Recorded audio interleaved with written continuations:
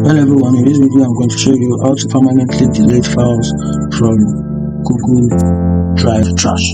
So for you to do that, you have to click on the storage space on the listed menu. Click on storage. So then click on clean up space.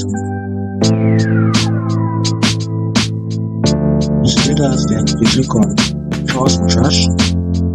Just click on it. The important part of this part is you can delete all these files and folders from your trash at once without you selecting any of these files one after the other. So just click on this option, delete all, or you can simply just highlight show 32. So when you do this, the first files on the home page, which is 32, is selected.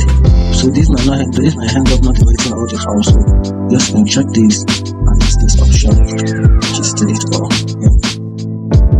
Check, permanently delete. And see, we got 520 MB back from the drive. Find this helpful,